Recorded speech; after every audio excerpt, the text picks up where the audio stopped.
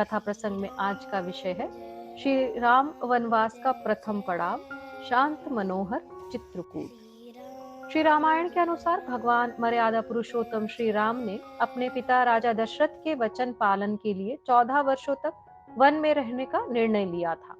अपनी जन्मस्थली श्री अयोध्या जी को छोड़कर प्रभु राम, मैया सीता और भाई श्री लक्ष्मण के साथ उन 14 वर्षों के वनवास काल के दौरान विभिन्न स्थानों पर रहे थे, जिसमें प्रथम पड़ाव परम पावन चित्रकूट का क्षेत्र था। इसीलिए सनातन संस्कृति का पालन करने वालों के लिए चित्रकूट का महत्व, इस मनोहारी स्थान का कण कण भगवान श्री राम, माता सीता और श्री लक्ष्मण के पवित्र पूजनीय चरणों की रज से पावन है। वन में भ्रमण करते हुए श्री राम अपने भाई लक्ष्मण और पत्नी सीता के साथ महर्षि वाल्मीकि के आश्रम में पहुंचे। महर्षि वाल्मीकि ने तीनों अतिथियों का प्रसन्नता पूर्वक स्वागत किया और वन के कंदमूल लाकर उन्हें दिए। तब श्री राम ने कहा, भगवान, मुझे रहने के लिए कोई उपयुक्त स्थान बताइए जहां मैं सीता और लक्ष्मण सहित कुछ समय सुखपूर्वक निवास कर सकूं। तब वाल्मीकि जी ने कहा, प्रभु, पहले आप मुझे वह स्थान बता दें जहां आप ना हो, तो वही स्थान मैं आपको निवास के लिए बता दूं। आप तो साक्षात परब्रह्म परमेश्वर हैं। सृष्टि के कण कण में आपका निवास है।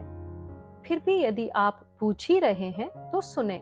यहाँ से कुछ ही दूरी पर एक स्थान है, उसका नाम चित्रकूट है। वह स्थान मंदाकिनी के पावन तट पर स्थित है। वहाँ 12 महीने हरियाली रहती है।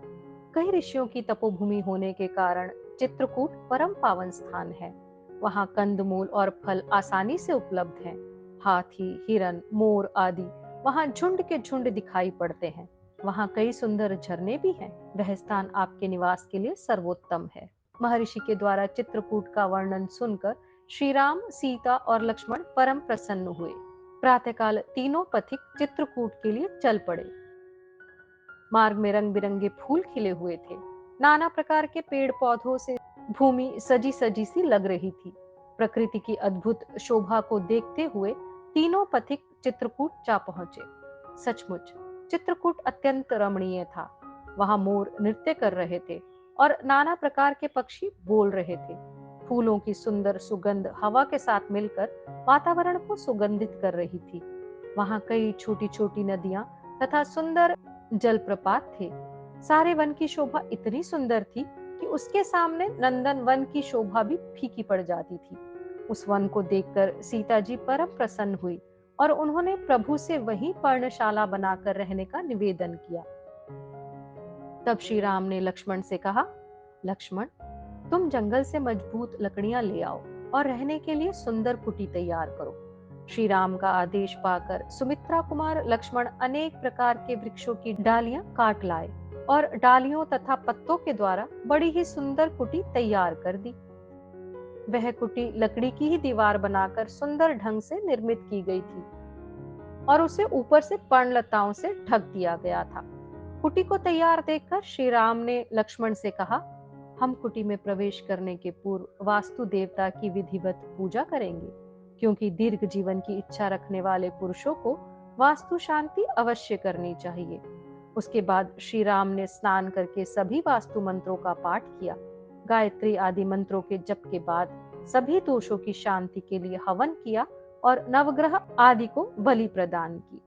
तदनंतर सीता और लक्ष्मण के साथ श्री राम ने उस कुटी में रहने के लिए प्रवेश किया। चित्रकूट बड़ा ही रमणीय पर्वत था। वहां उत्तम तीर्थों से सुशोभित मंदाकिनी नदी बह रही थी। श्री राम के आने का समाचार सुनकर वनवासी भील, किरात आदि उनसे मिलने के लिए आए। उन्होंने दोनों में भरकर कंद, मूल, फल आदि भेंट प्रभु को समर्पित किए। उन लोगों ने प्रभु से कहा, भगवान, आज आपका दर्शन प्राप्त करके हम धन्य हो गए।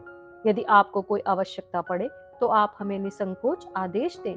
हम आपकी छोटी से छोटी सेवा करके भी अपने को धन्य समझेंगे। भगवान श्री राम उन वनवासियों के छल विहीन प्रेम को देखकर अत्यंत प्रसन्न हुए।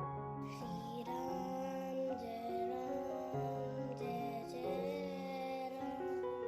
राम। अपने सनातन और वैदिक इतिहास से जुड़ने के लिए कृपया इस चैनल को सब्सक्राइब करें। सियावर रामचंद्र की जय।